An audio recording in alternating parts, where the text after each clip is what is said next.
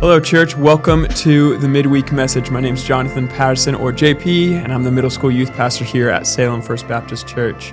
We had a retreat this last weekend up to Trout Creek Bible Camp. We took 63 students on this retreat where we engaged God in our topic of surrender.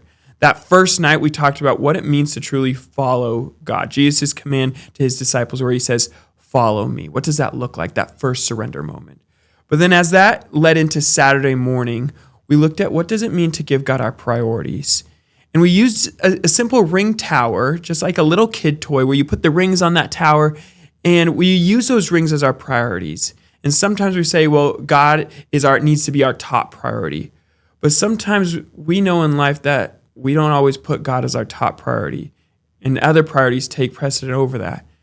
But what we challenged the students with was that God might not be your top priority, but he needs to be the thing that touches every priority. He's not one of the rings. He is the ring tower, where the lowest of your priorities touches God. The highest of your priorities touches God. And yes, your relationship with God, your time with him, church, all those things definitely are priorities. But every single one of those priorities needs to be impacted by your relationship with Christ.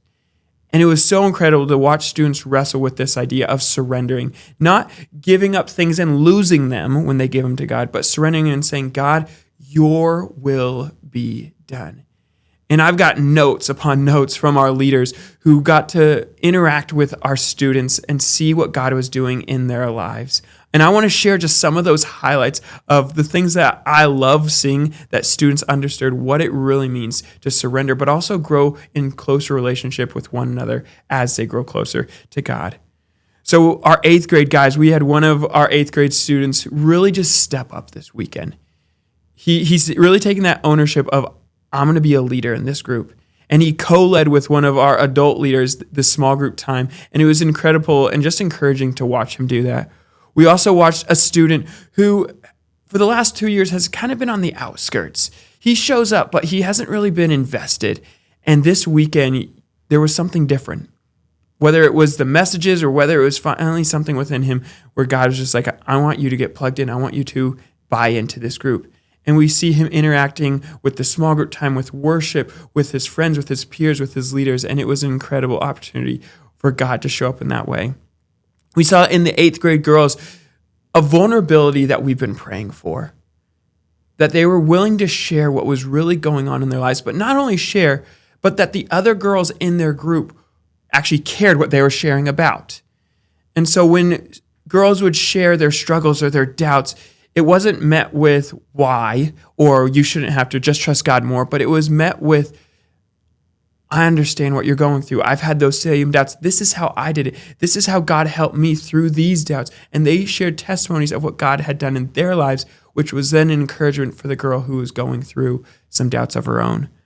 We saw another 8th grade girl student really just step up, and we challenged our 8th grade leadership team, our core crew, to branch out. It's really easy, not just for middle schoolers, but really for all of us, to stay in our groups, to stay in maybe a clique that would be like, maybe not, we're not trying to be exclusive, but with that we say, I want to branch out. I want to widen my circle of friends. I want to widen my circle of impact.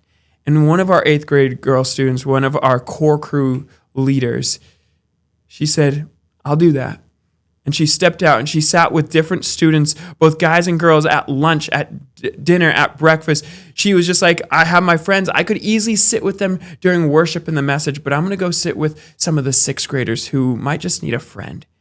And to see her step out and get out of her comfort zone and impact our group was an incredible blessing for us to see. One of the other things is that we've been praying for unity, really as a group as a whole. We want to see 8th graders hang out with 6th graders. We want to see the guys and the girls actually talk to one another. We want to see 7th graders see what it means to be an 8th grade leader, but also then impact them, the 6th graders or even their 7th grade friends, as 7th grade leaders. And that was an incredible thing we saw at this weekend, where students were branching out from their friend groups and really making Fusion a whole, where we said we together are Fusion. We are one family.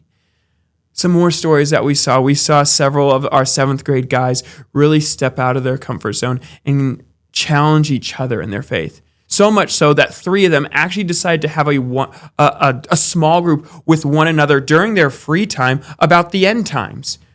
And I think at retreats, that's a beautiful thing because you don't get that on Wednesday nights. You don't get that on Sunday mornings. But at a retreat, when you have so much free time in the afternoon, these 3 guys said, instead of going on a zip line, instead of going on a playground, instead of playing games, we're going to go have a small group to talk about the end times and what it might look like. And to see middle school students get excited about Revelation and the end times just brings a smile to my face. We also saw 7th grade girls really look at what it means to encourage and challenge one another. When a girl was going through something hard, the other girls in the group were quick to step in, so much so that the leaders didn't even have to do their job because the 7th grade girls were doing their job and they were stepping in to encourage, to challenge, to lift up one another.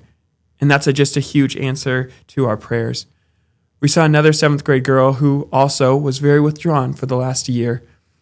And at this retreat, she stepped out of her comfort zone. And not only that, during one of our skits, she was one of the vocal people.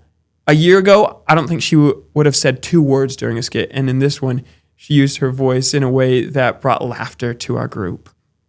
We saw our 7th grade boys really move from that childlike faith that they were in elementary school and as they've grown up, and really try to put to words what God is doing in their life and really who God is in their life. And that was such a cool thing, and that's why I love this middle school age, because so many times it's when students make that jump from my family's faith, my parents' faith, to this is my faith.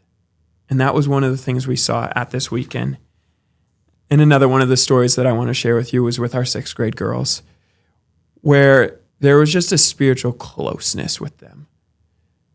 That when they were sharing with one another, that it wasn't just sharing about my life, but they were sharing almost like they were one whole group sharing, this is how we feel, this is what we're going through.